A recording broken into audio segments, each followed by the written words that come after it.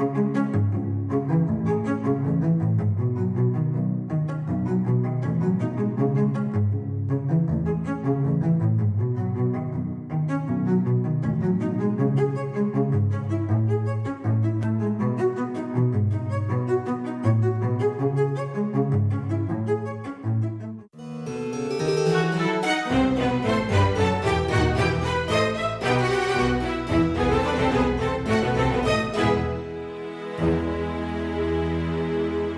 Muy buenas tardes, soy Héctor de Mauleón, le agradezco que nos acompañe nuevamente en una emisión del Foco. Le doy la bienvenida como cada semana a mi querida Beca Duncan. Hola, ¿qué tal? Y estamos caminando en la calle de Río Lerma, usted ya va a reconocer el lugar, junto a la casa donde vivió el presidente Venustiano Carranza, de la casa de la que salió, digamos, rumbo a la muerte y a la que volvió su cuerpo. Vamos a tratar de imaginar un poquito cómo fue ese día, qué fue lo que ocurrió alrededor de todo esto, y nos acompaña la directora del Museo Carranza, Carla Peniche. Gracias, bienvenidos. Muchas gracias. Bienvenida. Bienvenidos. Pues lo primero que vemos, Carla, es que lo que rodea la casa de Carranza pues está brutalmente transformado, brutalmente se convirtió en otra cosa, edificios, fue una zona castigada por el terremoto del 85, pero sobre todo pues por la especulación inmobiliaria que arrasó las viejas casas, ¿no? ¿Qué queda del mundo que vio Carranza al entrar y salir por esta puerta? Mira, en realidad, si ya estamos hablando de 1920, de lo poco que queda en esta calle, por lo menos, es esta casa, que es de 1908. Tampoco, déjenme decirles que había muchas de estas construcciones. Esta casa prácticamente daba Paseo de la Reforma, no existía no existía nada de eso todavía, eso ya fue posterior. Prácticamente, digamos, de aquí veías el Paseo de la Reforma, todos los árboles. Esta casa, por ejemplo, tenía 10 años de construcción, más o menos. La colonia Cuauhtémoc, que es del año... La colonia Cuauhtémoc se empieza a fraccionar en 1905. Sí. Y la casa es de 1908. O sea, inmediatamente la comenzó a hacer Manuel Estampa. Manuel Luis Estampa Ortigosa. Esta es de las primeras casas que hubo en esta colonia. Entonces, tenemos fotografías, existen fotografías en la Fototeca Nacional del INAH, en las cuales se ve Paseo de la Reforma y se ve esta casa y una que otra muy dispersas, digamos, en lo que es la colonia. Y nos decías de los árboles, también en, sí. en esas fotos se aprecian estos árboles cuando eran muy pequeños. Tenemos varias fotografías, por ejemplo, hay algunas fotos de cuando se construyó la casa, incluso cuando estaba en construcción, que se ve lo que da hacia la calle de Río Amazonas y se ve hasta un andamio, no se ve ninguna otra casa alrededor, y fotografías de aquí en donde se ven los árboles, yo creo que de 2 metros cuando mucho. Si se dan cuenta, bueno, ya los árboles sobrepasaron incluso la casa, exactamente. Ya tienen un siglo, claro. Sí, y hay incluso una foto un poco posterior, donde se ve la casa precisamente en la esquina y unos caballos descansando. Porque era muy común que de aquí, por ejemplo, Carranza en particular, se iba en caballo al Castillo de Chapultepec o a Palacio Nacional. Y Carla, ¿qué nos puedes contar del arquitecto? Nos decías Estampa. De él podemos encontrar construcciones pues bastante reconocidas, famosas en la colonia Roma, por ejemplo, tiene presencia aquí.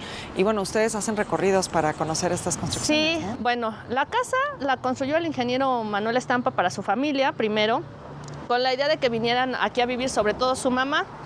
Escoge esta esquina porque es una esquina que tiene muchísima iluminación. Cuando entremos a la casa van a ver que las luces prácticamente solo se necesitan en la noche.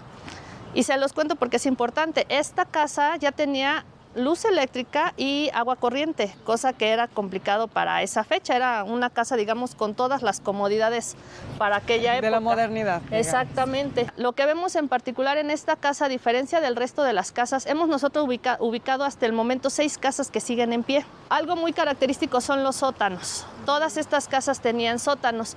Pero en esta casa, digamos, hacia el exterior se ve una casa sencilla, entre comillas, de clase media alta.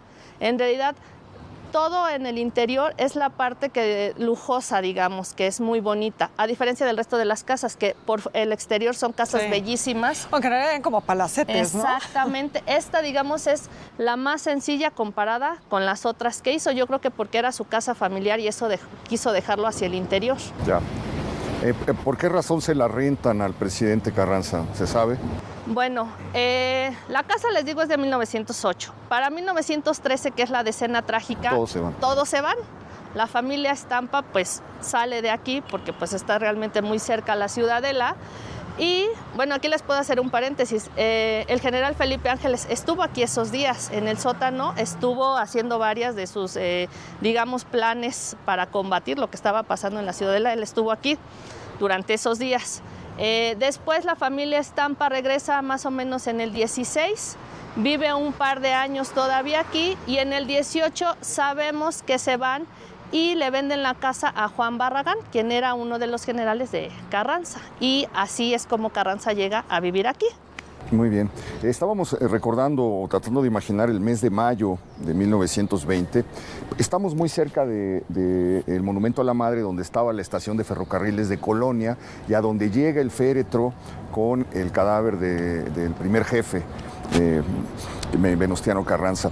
Había una serie de confusiones porque se dieron noticias muy encontradas, que él se había suicidado, que lo habían matado a puñaladas, que se había guarecido en un jacal para protegerse de la lluvia y que ahí lo habían asesinado. Se pensó que iba a llegar a la estación de Tacuba y entonces la gente, esperando el cuerpo, se lanzó a la calle de Tacuba. Incluso le mandaron un ataúd muy lujoso de una funeraria para recibir su cuerpo, pero de repente dieron la contraorden, no, pues no va a llegar a Tacuba, va a llegar a Colonia. Y entonces cuando llevaban de regreso el ataúd para devolverlo a la funeraria, la gente pensó, ahí va, ya lo llevan, y entonces se lanzó una muchedumbre brutal. Es uno de los días, digamos, de luto de la ciudad que se han vivido con mayor intensidad. El periódico Excelsior calculó que cuando llegó el ataúd aquí, a Río Lerma 35, había alrededor de 30,000 personas en los alrededores que querían despedirse de Venustiano Carranza. Y fue un día muy dramático porque la familia tuvo que abrir la casa para que el río humano que daba vueltas, yo no me imagino, no sabía que no existía ninguna de estas construcciones y que lo que tenían aquí enfrente era Reforma, pero dice el periódico que daban la vuelta por Río Neva y se extendía una fila inmensa. Y entonces la familia dijo, pues vamos a tener que abrir para que la gente entre a despedirse. Abrieron las puertas a las 8 de la mañana y hasta las 3 de la tarde no cesaba el flujo de personas que entraban, veían, ahorita nos vas a contar en dónde estaba el ataúd, el rostro pálido del presidente, lo describen las crónicas de la época, y cómo la gente iba dejando una flor, un arreglo, y todo esto era un mar de llanto que no se comparó con lo que pasó cuando lo sacaron para llevárselo al Panteón de Dolores y lo que ocurrió en Dolores. Ya platicaremos un poquito más adelante de eso. Pero todo esto que estoy tratando de describir es lo que atestiguó esta construcción. Sí, existen algunas fotografías también de ese día precisamente y ves todo, las fotografías están tomadas de allá viendo hacia la casa y ves todo, o sea, no se puede caminar. Obviamente son fotografías blanco y negro, pero además ves todas las sombrillas negras, o sea, toda la calle llenísima, o sea, no había forma de pasar. Se ven obviamente las puertas abiertas y efectivamente sabemos por Venustiano Carranza Peniche, uno de los nietos, que existe un pequeño libro que Julia escribió, en el cual narra precisamente ese día. Julia, la hija. Julia, vivía con dos de sus hijas aquí. Aquí vivía con una, con la que no estaba casada, con Julia. Virginia vivía en Veracruz. Con Cándido Aguilar, que se casó. Pero en ese pequeño librito, que no lo tenemos desafortunadamente, hace toda la crónica y habla de que precisamente en la casa tuvieron que sacar todos los muebles que estaban en la sala, que es donde se le veló, hasta el piano y todo, por la cantidad de arreglos y de gente que estaba entrando precisamente en ese momento. Sí aquí fue el funeral de Estado, en realidad fue algo impresionante, eran ríos de gente precisamente en estos espacios, te digo, casi daba hacia Reforma. Y bueno, como dices, estuvo esa vez y después estuvo otra vez aquí, también se le veló. Cuando exhuman sus restos, los traen también a esta misma casa. Ya, esa es otra historia. Carranza se mete en una de las aventuras más delirantes que se pueden concebir, porque cuando se entera que el ejército se alzó en armas contra él y que ya perdió el ejército, decide irse a Veracruz, pero no irse él con sus funcionarios, sino dice, me voy a llevar todo el gobierno de la ciudad en tren. Me voy a llevar la tesorería, me voy a llevar el Estado Mayor, me voy a llevar la Secretaría de Gobernación, me voy a llevar los escritorios. Y entonces es una operación de verdad delirante. Se cita que toda la gente salga de Buenavista y de la estación de Colonia para emprender la huida. Yo les recomiendo mucho una crónica del general Francisco L. Urquizo, que era el que andaba tratando de un poco de meter orden en medio de ese caos, porque empezó la deserción de los que no se quisieron ir, de los empleados que dijeron, yo ni loco me voy a subir a un tren, nos van a matar. Y cuando pues, Carranza pensaba que el convoy iba a ser de 60 trenes, y cuando salen solamente unos cuantos, y les mandan una máquina loca, es decir, una máquina sin conductor y cargada de dinamita para que les pegue por atrás y los haga estallar y los alcanza en la villa. Entonces empieza una serie de una huida que es una huida muy, muy trágica y que culmina en Tlaxcala-Altongo, la noche de lluvia, en la que es asesinado a traición. Y bueno, pues como hemos tratado de imaginar todo esto, vamos a entrar al mundo de Carranza, a la casa de don Venustiano, y para compartir con ustedes los secretos que guarda este museo. ¿Desde cuándo se abrió este recinto? Como Museo Casa de Carranza fue en 1962, para ser exactos. Este año 1961, cumplimos exactamente 63 aniversario, el 5 de febrero precisamente, pero 20 años antes también fue museo. Fue el Museo de la Constitución y de los Diputados Constituyentes. Aquí, por ejemplo, hace rato, ahorita estaba pensando que estabas imaginando cómo era. Hay también una foto de Carranza saliendo de esta casa, donde se ve la puerta, y esa escalera precisamente va con algunos de sus generales saliendo de esta casa. Suponemos que iba hacia el castillo de Chapultepec, les digo, iba todos los días a ambos lugares a despachar. Entonces está esa fotografía donde está él muy característico, con su gran altura, su barba, su sombrero. Hay una cosa que me impresionó mucho, creo que es del historiador Pedro Castro, porque dice que por qué era un personaje tan gris Carranza, ¿no? Frente a las personalidades exuberantes, y este personaje siempre contenido, callado, quieto. Y dice que como él nació en el desierto, bajo el acecho constante de los apaches, de las tribus bárbaras que asolaban los ranchos y las haciendas, y robaban y violaban y saqueaban, se acostumbró a que su familia, al caer la tarde, apagaba las luces, se quedaban en el porche callados, viendo el horizonte por si había algún movimiento. Y dicen que eso terminó formando el carácter de Carranza, un hombre siempre inexpresivo, inescrutable, que a veces se ponía lentes para que no le vieran bien los ojos y no supieran qué era lo que estaba pensando. Bueno, comenzamos por aquí. Sí, entramos.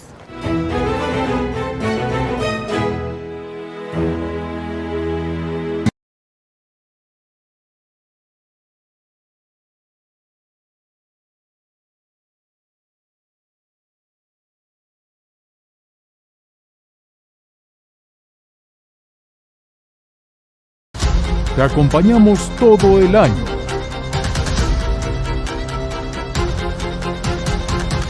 Mantente bien informado a lo largo del día. En tus espacios favoritos. Somos tu central de noticias de confianza.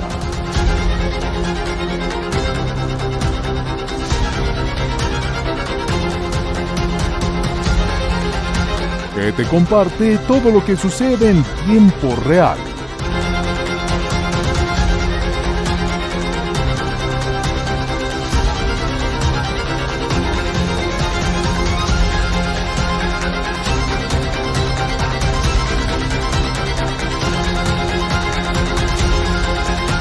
ADN 40.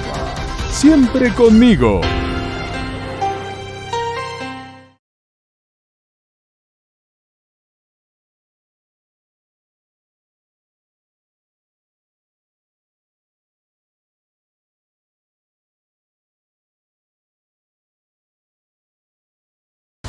Te acompañamos todo el año.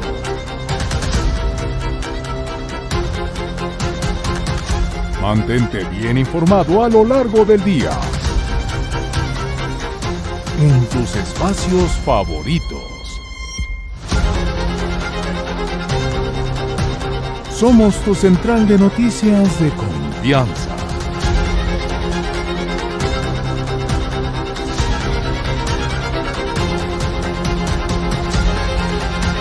que te comparte todo lo que sucede en tiempo real.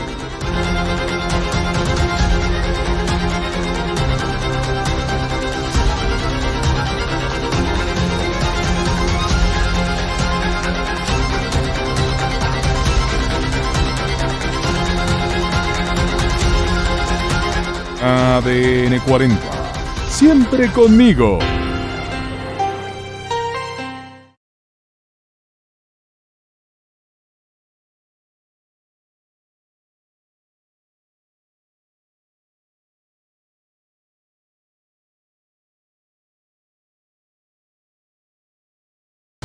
Te acompañamos todo el año.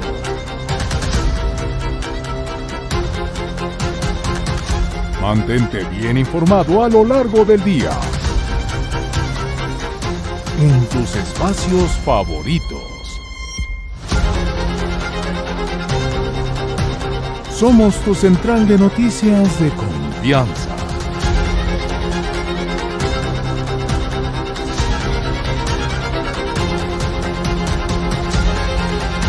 Que te comparte todo lo que sucede en tiempo real.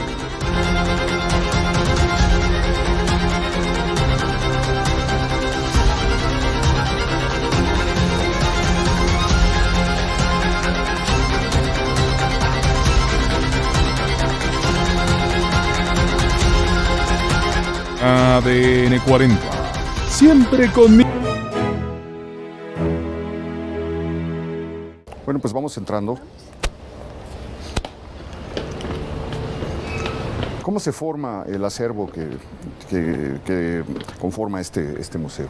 Mira, gran parte llegó gracias a la familia, en específico a Julia Carranza, quien muchos años estuvo insistiendo en que, bueno, a su padre se le reconociera su lugar en la historia. Entonces, muchos de los documentos, de los objetos personales que tenemos llegaron gracias a ella.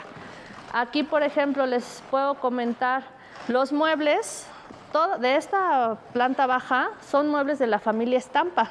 Eso no se los había dicho. Y todos los muebles que están en el primer nivel son los muebles que trajo la familia Carranza cuando se vino a vivir aquí.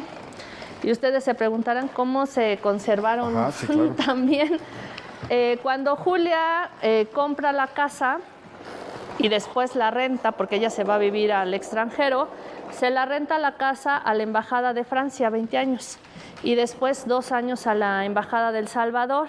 Pero en ese momento, digamos, quien estaba en la embajada y como le parecían unos muebles bellísimos la casa, lo que hicieron fue guardar en una bodega estos muebles y los regresaron después. Entonces, por eso es que los ven en tan buen estado, en realidad, porque tienen más de 100 años, ¿no? Y los de la planta alta, pues Julia, obviamente, cuando se hace el museo, pues los dona. Es decir, Barragán la compra con todo inmuebles y luego se la renta a Carranza. Sí. Esa es más o menos la secuencia, Barragán, ¿no? La compra, se la renta a Carranza. Mira, hemos encontrado documentos diferentes. Uno dice que le renta solo por 6 meses, que casualmente son los 6 meses que le quedaban de vida.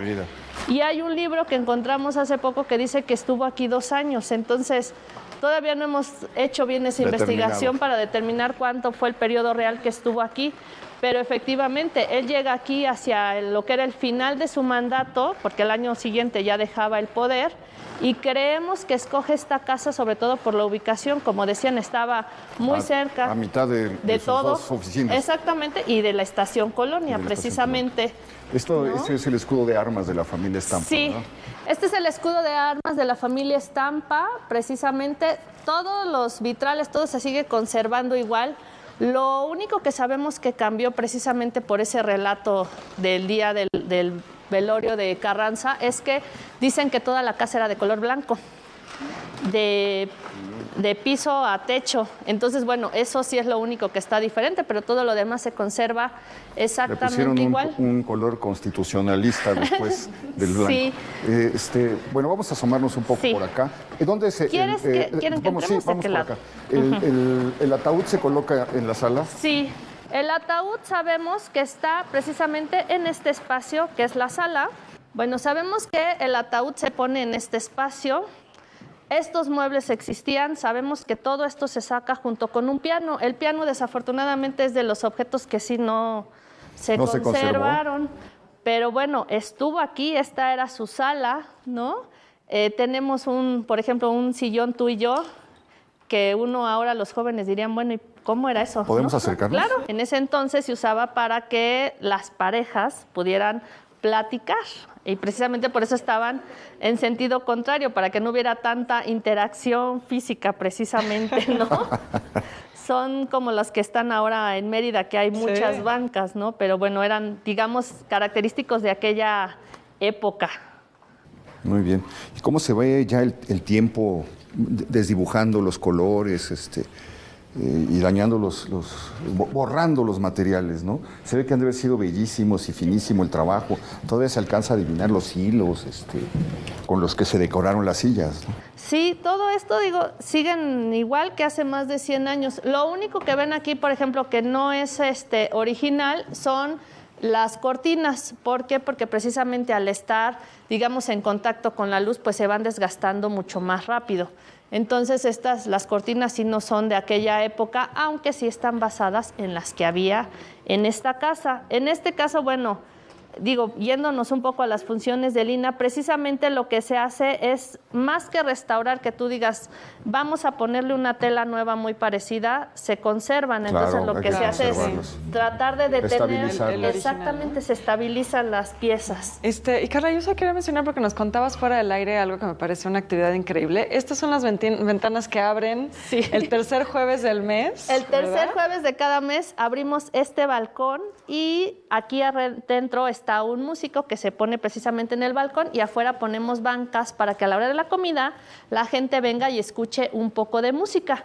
Eso lo hacemos con agrupaciones musicales de la Secretaría de Cultura de la Ciudad de México, recuperando un poco esta idea de las óperas en el balcón, en estas casas de estilo porfiriano, ¿no? Que además son muy bonitas. Cuando hay, por ejemplo, marcha en Reforma y cierran Reforma, pues todo el tráfico lo desvían aquí, entonces la verdad es muy chistoso que está todo el tráfico y nosotros tenemos nuestro balcón abierto y los coches se van deteniendo. Oye, pues una gran manera de aliviarle a la gente este rato atorados en el tráfico, y pues si usted vive o trabaja por acá, pues se puede dar cuenta. Cuenta, no recuerdo qué periódico es, que aquí vivía Carranza con los hijos de su segunda mujer. Bueno, sí y no.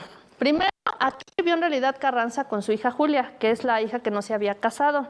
Venían los fines de semana Virginia con su esposo Cándido Aguilar, que en ese entonces era gobernador de Veracruz.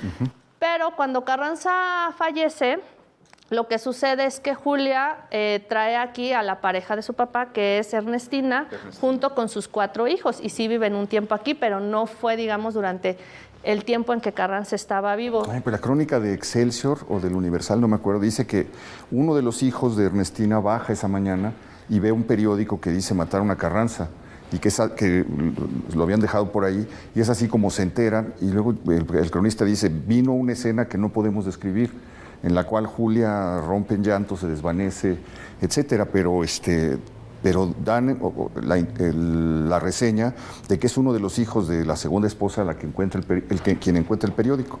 Vamos a seguir recorriendo. Claro. Le contamos aquí a la gente cuando viene que esta es la antesala. La gente se sorprende ahora porque pues las casas son muy pequeñas, ¿no? Pero les decimos nosotros siempre, es digamos el primer espacio de recepción donde sí podías entrar y aquí decidían si podían entrar a la intimidad del hogar o no. Era así como, digamos, una pared, ¿no? Un tope primero. Y aquí sabemos que el secretario de Carranza recibía primero a la gente y aquí, digamos, valoraba si era necesario que los atendiera a Carranza o no. Este álbum, por ejemplo, que ven aquí, es un álbum que le dio el general Mariscal, que en ese entonces era gobernador de Guerrero, precisamente a Carranza. Entonces son fotografías de 1910, 1920 aproximadamente, del estado de Guerrero, precisamente. Y bueno, sabemos que también era una manera en cómo le enseñaban los gobernadores, pues cómo iba su estado. Progreso del exactamente, estado. En ese momento. En ¿no? obras y todo esto. Sí, digo, ahora uno las ve y dice, ¿dónde está eso? Hay algunas que sí se pueden reconocer. Sí, pero otro mundo definitivamente. Exactamente. ¿No? Un desfile militar en Acapulco. Y bueno, aquí por ejemplo, esta, que ahora sería impensable, este cenicero. Carranza sabemos que no fumaba, ni tomaba tampoco mucho, pero bueno, era muy común en la época que bueno, los hombres sí tomaban y fumaban. Tenemos, por ejemplo, ese cuadro. ¿Ese cenicero es un cenicero de pie? Ajá. Y tenemos, por ejemplo, ese cuadro del doctor Atul. Tenemos varios cuadros del doctor Atul, que además de ser su amigo personal, era un gran partidario. Y ahí está con Félix Pallavicini, y ahorita me acordé de él porque precisamente cuando tuvimos una conferencia, y alguien preguntaba si la Constitución de 1917 se hizo a mano, ¿cómo se hizo la reproducción? Entonces, precisamente el abogado que vino, Francisco Burgoa, nos contaba que fue Félix Pallavicini quien además fundó el Universal. Con la imprenta del Universal. Exactamente, que se hizo la transcripción ya en máquina y así fue como se empezaron a repartir ya en serie. No solo eso, Pallavicini era diputado. También por Tabasco. Cuando vio que estaban discutiendo los artículos de la Constitución y vio cómo iba a quedar, se salió de la Cámara y se fue al periódico con los artículos y los entregó sin que Carranza lo supiera para que se publicaran al día siguiente. Dicen que es la primera gran primicia que tuvo el Universal, publicó íntegros los artículos de la Constitución. Pero además Pallavicini era cercano a Carranza y es de hecho gracias a Carranza de alguna manera que logra tomar posesión del Universal, o sea, bueno, del Imparcial para después convertirlo en el Universal, o sea, el Universal se hace incluso con las máquinas del Imparcial gracias al apoyo de Carranza y va a ser un periódico pues oficial en cierto sentido, ¿no? Va a ser un periódico que va a seguir la línea del carrancismo. Es un periódico que surge contra los generales, contra el poder de los generales y que quiere apoyar el poder civil. Por eso se hace la alianza con Carranza, que está impulsando instituciones, etcétera. Un personaje fascinante. Sí, yo la verdad mi único reprocho, he de decírselos, es que él votó en contra de que las mujeres votaran. ¿Sí? ¿Pallavicini? Sí, votó en contra. Sabemos que él fue de los que votó en contra. Esa es mi única queja, pero bueno. ¿En qué año fue eso? En el 17, Hermila Galindo, sabemos que 4 mujeres presentaron iniciativa, 3 a favor. Aquí ha de haber estado sentada Hermila Galindo. Sí, por supuesto. 3 llevaron iniciativas que las mujeres votaran y una que no. Pero bueno, la de Hermila obviamente pues era la que estaba más adelantada. Ella incluso se postuló a una diputación que ganó y no se la reconocieron. Pero Pallavicini fue de los que votó en contra de que las mujeres tuvieran el derecho al voto. Sí, ya recuerdo el argumento. Sí. Que era que porque el esposo les podía mandar. Que era el argumento que estaban el esposo mandaba, entonces le podía decir por quién votar, entonces mejor quitarles ese problema. Era como darle 2 votos a la oposición, ¿no? Básicamente esa era la lógica. Ahora, curiosamente, me conversa de las ironías de Pallavicini, él pone como la primera mujer que dirige una revista de un periódico, de un suplemento, va a ser María Luisa Ross, y bueno, es como esas contradicciones, ¿no? Pone a mujeres como reporteras, como directoras de sus suplementos. Creo que eso no le importaba, eso más bien fue de Carlos Noriega, y él ni se enteraba, ¿no? Andaban en la grilla y no les importaba. Bueno, seguimos. Y bueno, aquí si van a Veracruz, rápidamente verán el edificio de Faros y esa escultura que está en grande allá, porque Carranza precisamente que iba a Veracruz cuando sale de aquí, establecía muchas veces su gobierno provisional en Querétaro y la mayoría de las veces en Veracruz. Ahora los invitamos al despacho presidencial. Aquí tenemos algunos objetos que en ese entonces le manda el emperador de Japón como un regalo a su gobierno. Estos junto con unos cuadros bordados en seda que tenemos en el primer nivel. Y bueno, aquí tenía por ejemplo la foto de Madero, que pues era uno de los personajes que más admiraba, por el que entró a la política incluso. Y aquí, por ejemplo, nos gusta mucho enseñarles este cuadro en particular, que es un cuadro también del doctor Atul. Es un cuadro que obviamente se pintó posteriormente a la muerte de Carranza, es del 59, pero es un cuadro que representaba a dónde íbamos a llegar después de la firma de la Constitución de 1917. Por eso es que se ve el arco iris. Lo que decía el doctor Atul es que, bueno, después de esa firma de esa Constitución tan avanzada íbamos a entrar en una utopía. México iba a empezar a ser un país próspero, con progreso. Entonces, bueno, es un cuadro que nos gusta mucho por esta idea que tiene, ¿no?, de lo que sucedería después. esa Constitución fue una de las más avanzadas que existían, claro, ¿no? Incluso hasta la fecha. Además, digamos, después de la Constitución primero del 24, que duró nada más 30 años, después la del 57, que fueron 60 para ser exactos, esta es la que ha durado más tiempo y bueno, sí incluía los derechos, digamos, individuales y colectivos que hacían tanta falta, ¿no? De los trabajadores, y de los ¿no? trabajadores, por supuesto. Me encanta porque además vemos la técnica tan característica del Dr. Atl que él llamaba los Atl Colors, que era una especie de pastel, crayón, sí, ¿no? Se ve perfectamente en esa textura, es muy representativo de la obra de él. Entonces digamos que de aquí despachaba Carranza. De aquí despachaba, ¿no? O sea, tenía, ahora sí que el home office. El home office era de este lado, aunque sabemos que allá arriba en la biblioteca es donde le gustaba más, ¿eh? Ahorita la van a ver.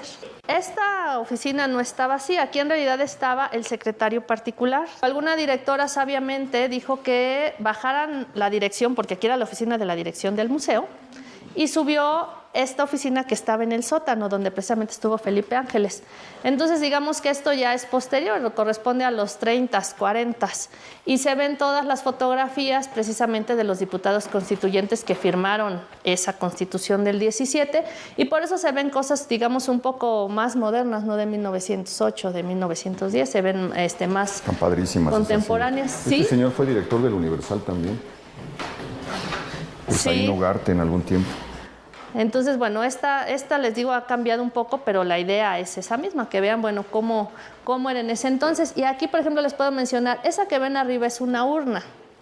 En este museo no solo se le veló a Carranza 2 veces, también se acostumbraba que los diputados constituyentes, cuando iban falleciendo, se les velara en este espacio. Entonces, hasta hace unos años todavía el último se le veló aquí. Claro, de los que seguían vivos, porque hace poco, por ejemplo, nos estaban contando que durante los meses que duró el trabajo de la Constitución, de la redacción de la Constitución, hubo 2 diputados, por ejemplo, que fallecieron.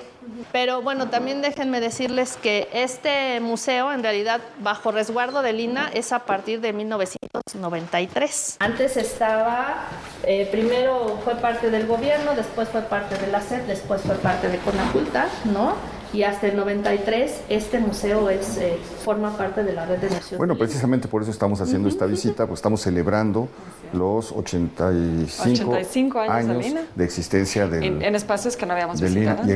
Entonces vamos a dedicar una serie de programas a visitar lugares que se conservan gracias a los esfuerzos que podemos conocer gracias a los esfuerzos del INE.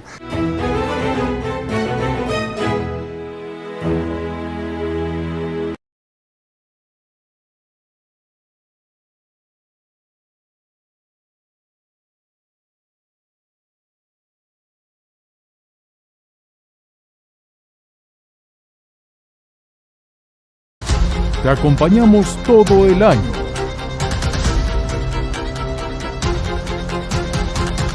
Mantente bien informado a lo largo del día. En tus espacios favoritos.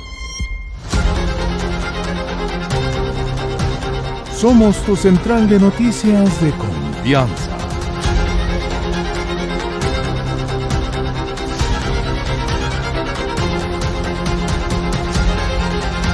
Que te comparte todo lo que sucede en tiempo real.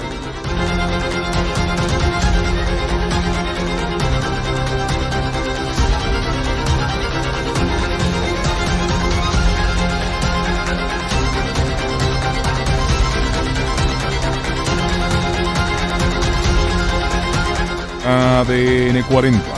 Siempre conmigo.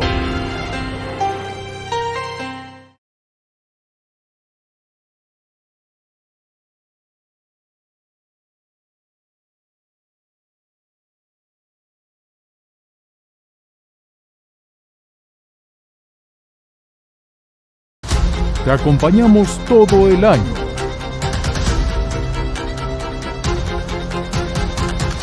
Mantente bien informado a lo largo del día. En tus espacios favoritos. Somos tu central de noticias de confianza.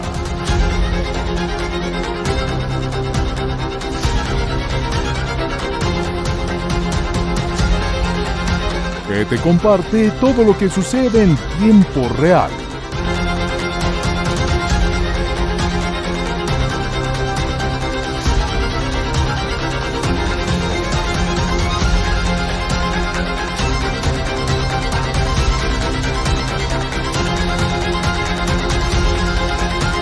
ADN 40, siempre conmigo.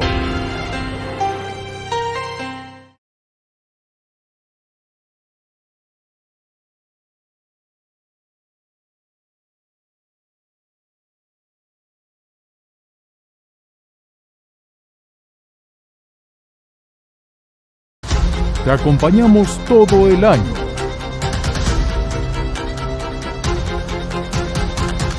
Mantente bien informado a lo largo del día. En tus espacios favoritos. Somos tu central de noticias de confianza.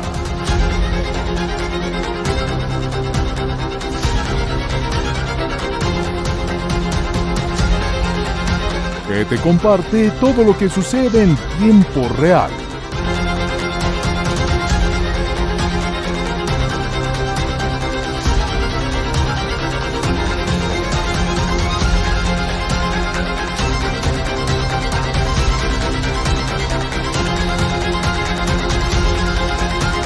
ADN 40, siempre conmigo.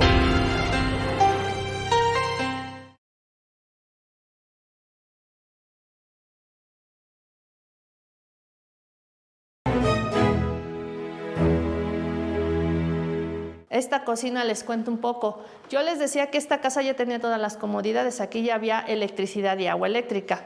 Entonces aquí lo que se quiso hacer cuando el INAH hizo alguna de las reestructuraciones fue mostrar una cocina de Coahuila, que de ahí era Carranza. Entonces lo que se sigue conservando exactamente igual intacto son los pisos, todos estos azulejos y la campana. El resto ya se fueron consiguiendo para hacer, digamos, esta adecuación. Entonces era más bien una cocina como era en Coahuila. Este, por ejemplo, es un refrigerador antiguo. Las cajas de hielo, ¿no? Exactamente, las cajas de hielo. Aunque aquí nosotros, he de decirles que tenemos una duda, porque se supone que se ponía abajo una bandeja con hielos, pero nosotros decimos, si es de madera, ¿cómo se conserva? ¿No era en el cajón? Yo he visto algunos que se abre el cajón, se ponía ahí un bloque de hielo y entonces se mantenía frío, digamos, sí, esta parte que es como alacena. Aunque vemos que tampoco se necesita, tú lo abres y está frío, no necesita nada. Y bueno, aquí también nos gusta enseñarle a la gente que ese dicho de un ojo al gato y uno al garabato, estos son los famosos garabatos, ¿no? Y por eso pusimos ahí un gato ficticio, porque la idea era que precisamente estuvieran los alimentos arriba para que los gatos no se estuvieran subiendo a moverlos.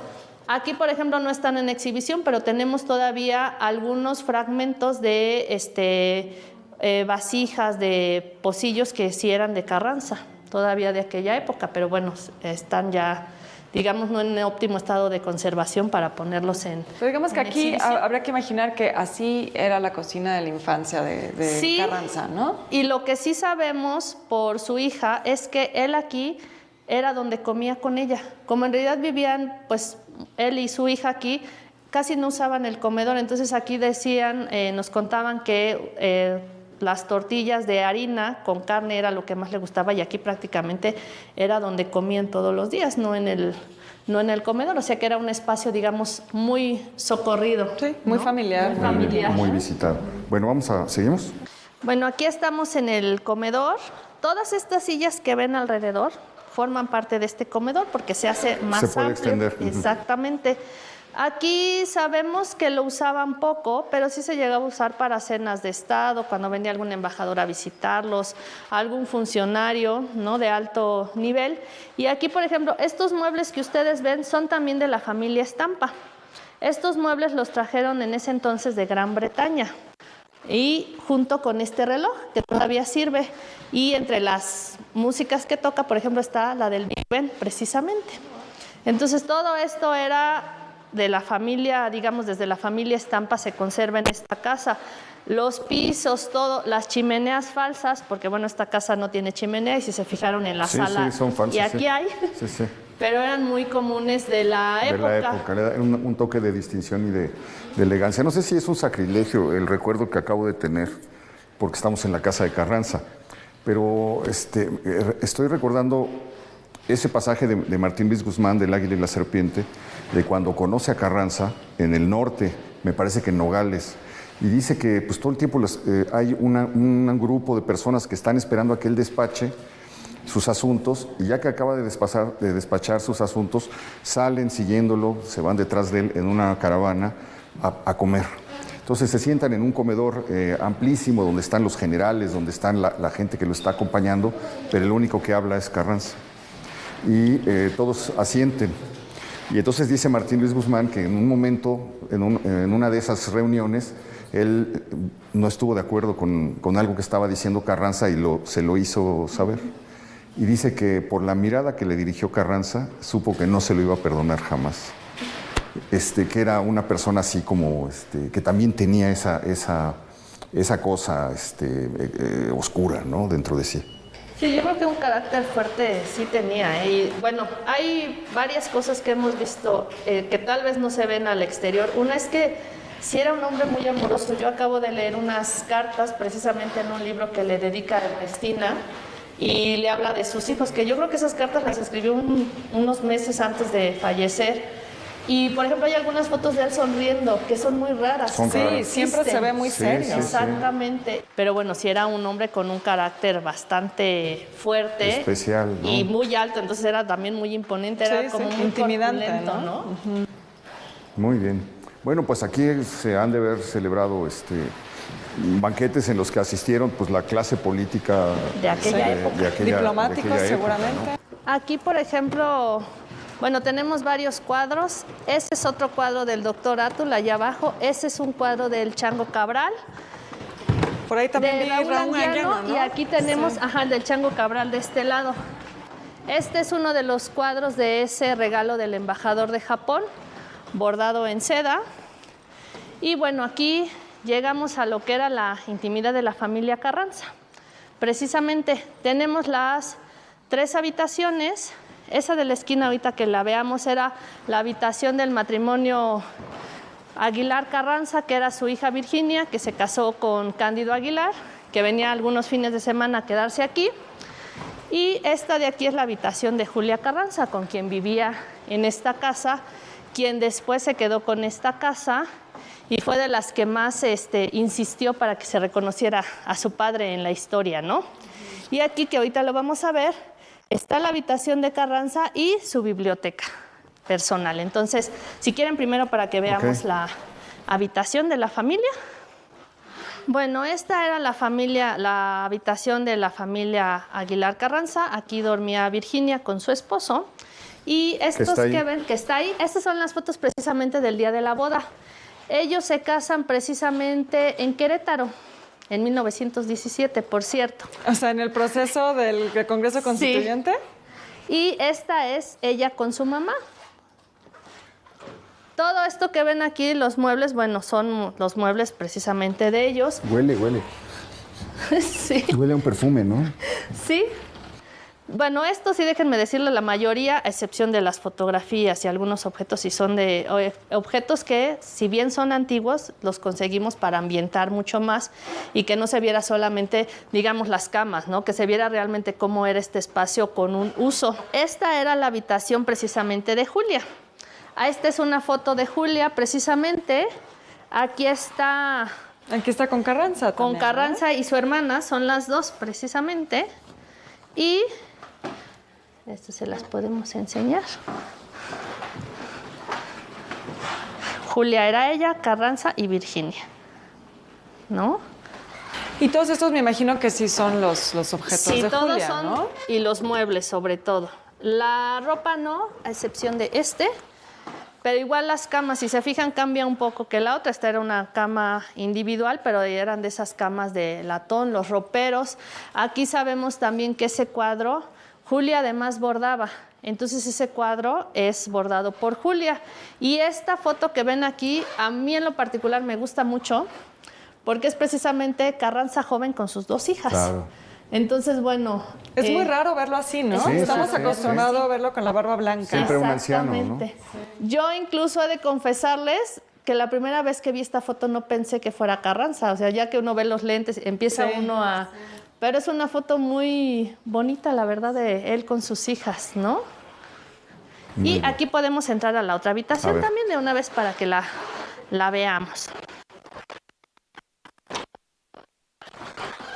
Nada más aquí se va a tener que hacer un poquito al revés.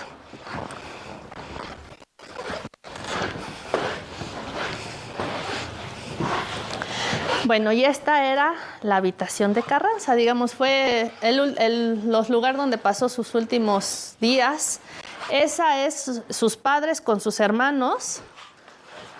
Tenemos fotos también de los papás, acá está también, que era Jesús Carranza. Él incluso también estuvo al lado de Benito Juárez, luchó al lado de Juárez. ¿Ella es su madre? Ella es su madre. Y si se fijan, esta era la cama de Carranza. Y uno diría, bueno, era un personaje muy alto, ¿cómo cabía aquí? Pero sí, ya alguna vez alguien hizo precisamente, midió para ver si cabía o no. Y es una cama, pues también una cama muy bella, ¿no? Sí. Todo lo que ven aquí, el sombrero, el cepillo, sus baúles, todo es lo que Carranza cargaba consigo. Y este cuadro, él lo manda a pintar y está con sus caballos preferidos, que son Bayo y Monarca. Era un hombre, pues, de campo, digo, se creó a final de cuentas en el campo, entonces le encantaban los caballos, por eso hay muchas fotos de él en caballo. Unas de esas son en Paseo de la Reforma, precisamente, claro, porque hacía ese trayecto, aunque también sabemos que viajaba ya en auto, ¿no? Entonces, bueno, aquí es, digamos, donde descansaba él. Y aquí esta habitación, además, si se fijan, da a su biblioteca personal, que es el lugar donde sabemos que le gustaba pasar más tiempo. En algunos de los documentos que hemos visto, se decía, por ejemplo, que a Julia le gustaba mucho, cuando él regresaba en las tardes, subirle ahí su té o su café. Y también, por ejemplo, el otro día leía... ¿Para la vela? Para tomar agua. Para tomar agua. Además, él nunca perdonaba la siesta, ¿no? O sea, que tenía que dormir un rato después de haber comido. Entonces, bueno, sabemos que aquí pasaba muchos de esos momentos, sobre todo, pues, al final de su vida, ¿no? Muy bien. Vamos a ver la biblioteca por acá, ¿verdad? Biblioteca por acá. Bueno, esta era su biblioteca personal. Aquí tenemos 833 ejemplares en todos estos libreros, que eran sus libros. Algunos están incluso dedicados a él. Hay libros, por ejemplo, en inglés y en francés. Sabemos que inglés sí sabía, porque, bueno, era un hombre que vivía prácticamente en la frontera. Y, bueno, era el lugar donde además sabemos que le gustaba mucho, después de despachar en el castillo o en palacio, venir aquí después de la comida y aquí, digamos, hacer sus planes. Y, por ejemplo, esa es una licorera.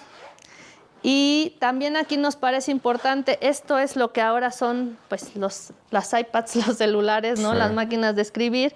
Y esta casa también, por ejemplo, tenía instalaciones para telegramas. Okay. También. Y además, pues ya tenían teléfono, aunque eran esos teléfonos que no tenían disco porque, por supuesto, marcabas con la operadora, ¿no? Pero bueno, sus objetos siguen igual. Algo que también tenemos mucho en la casa, por ejemplo, son cajas fuertes, todas bellísimas y además con su nombre pintado a mano, ¿no? Y Carla, pero me da muchísima curiosidad, ¿qué leía Carranza? O sea, vemos muchos libros, pero ¿de qué temas leía? ¿Qué le gustaba? Mira, entre los libros que hemos visto hay libros de historia, hay libros de economía, hemos visto hasta novelas. Era un hombre muy asiduo a la lectura. Clásicos, sí, por allá los clásicos, a Plutarco y a varios clásicos griegos. Le gustaban las biografías. Sí.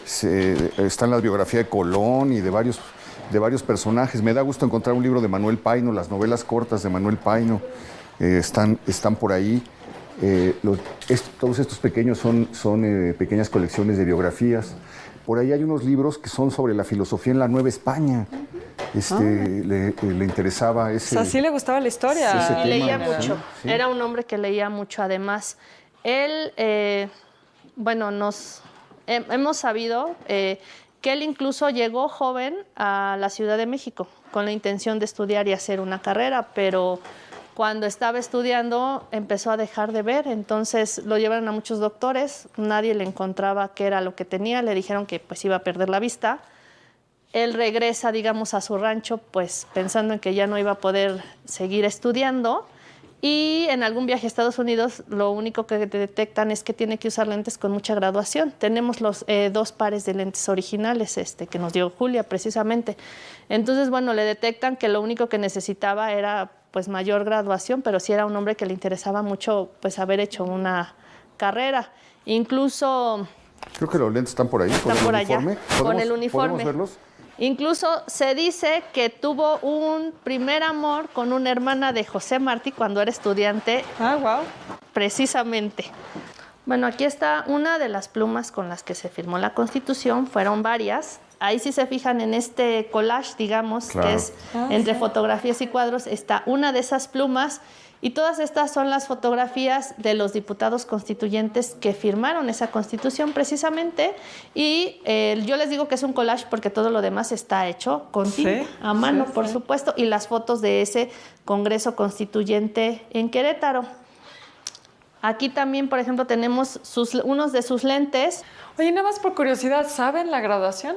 Sí, sí la sabemos. Tenemos incluso por ahí una infografía que subimos a redes, se las mando ahorita, pero sí tenemos la graduación porque también vino hace poco, un par de años, un doctor que nos hizo todo el estudio y hasta nos dijo de qué marca eran los lentes, cómo se había hecho toda esta parte. Esta es una curul muy parecida, si bien no es en la que él tomó posesión, sí es una muy similar. Tenemos por ahí también el libro de la doctrina Carranza y aquí algunos objetos que salieron, por ejemplo, cuando lo exhumaron. En esta casa, en los 40s, cuando se decide hacer el monumento a la Revolución, traen su corazón y su hígado. En una urna, aquí se le hace también, digamos, una guardia de honor. De aquí vuelve a salir una parte al monumento a la Revolución, otra a la alcaldía donde está un monumento, pero bueno, por ejemplo, este objeto sale de esa exhumación. Pues es como una especie de anillo, y tiene, si se fijan, es una B con una C. Bueno, por aquí está el uniforme que vestía cuando fue la noche de Tlaxcalaltongo, esa madrugada.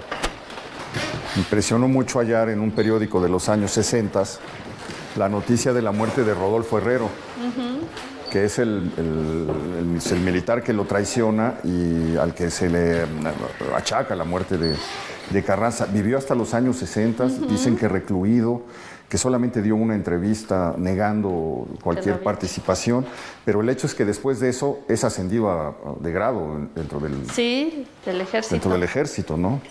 Bueno, aquí encontramos varios objetos personales, entre ellos la banda presidencial. Aquí están, por ejemplo, sus hijos con su pareja Ernestina. Aquí está esa misma foto con sus hijas.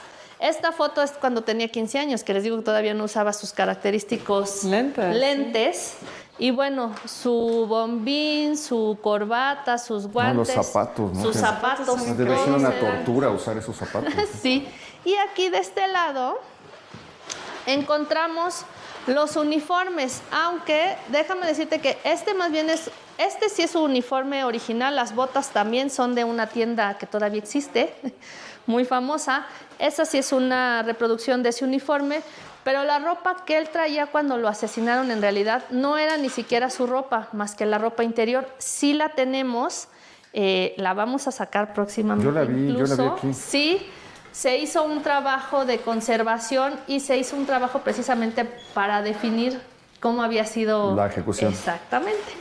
Eso lo estaremos ya sacando próximamente. Y era muy impresionante porque todavía quedaba la sangre en la camiseta, ¿no? Está todo, está la ropa interior, que es una camiseta, un pantalón, y la ropa exterior que traía, sabemos que no era toda de él. Por ejemplo, la camisa, les voy a decir por qué, cuando dinamitan el tren y salen huyendo, pues no se llevan sus cosas. Entonces la camisa era una camisa más pequeña. Están incluso los tirantes, todo tiene todavía sangre.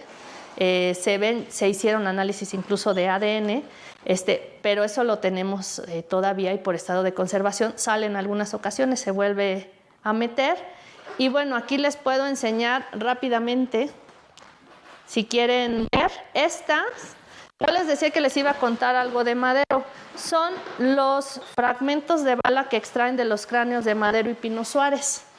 El médico se los entrega a Carranza precisamente y Carranza los pone, digamos, en esta base como un recordatorio de que no vuelva a suceder algo así, ¿no? Porque pues asesinan a Francisco y Madero y a Pino Suárez y pues le pasa a él lo mismo, ¿no? Pero son esos fragmentos de esos... ¿Y estas son las armas que se usaron? No. Estas son otras armas. En realidad lo que es de ellos son estos dos fragmentos y bueno, esta moneda que es la de Muera Huerta, que ya ves que cuando los encontraban con esa moneda, pues los fusilaban en ese momento, ¿no? ¿Y qué la llenas para despedirnos? Si nos puedes recordar horarios, costos, ¿qué necesita saber la gente para visitar la Casa Carranza? Bueno, el museo está abierto de martes a domingo, de 10 a 5 de la tarde. De martes a sábado el museo tiene esta sala que es la exposición permanente, un costo de 75 pesos, pero estudiantes, profesores, maestros, jubilados, pensionados, personas con discapacidad y niños menores de 13 años no pagan la entrada. Los domingos es gratis para público nacional y extranjeros residentes y además nosotros tenemos una sala temporal y una galería en la cual ponemos exposiciones que son de entrada gratuita todo el tiempo y además hacemos un sinfín de actividades. Muy bien, pues muchísimas gracias por habernos recibido. Al contrario. Es muy interesante lo que se conserva aquí, la atmósfera, lo que te hace volver a respirar ese tiempo y la manera de acercarte a esta figura inmensa de la historia de México, ¿no? Claro, es un museo además muy bien conservado, hacemos todo lo posible y nos gusta mucho sobre todo que, bueno, la gente conozca otra faceta del personaje, ¿no? Que si bien no es el personaje más querido de la Revolución, sí nos interesa que, bueno, la gente conozca también cómo fue realmente y que fue un hombre estadista, a final de cuentas, que tuvo esta visión de qué seguía después de la Revolución. Pues nada más y nada menos que la Constitución. Pues, exactamente. Pues muchísimas gracias. Estrujante de ver las balas que mataron, que le arrebataron la vida a Madero y Pino Suárez y que se conservan aquí. Vale mucho la pena que se dé una vuelta para conocer esto. Muchas gracias, Beca. Gracias, Héctor. Gracias. Te agradezco mucho. Contrario. Espero que haya disfrutado este recorrido. Sígasela pasando bien y nos vemos la próxima semana, ya lo sabe usted, aquí en El Foco.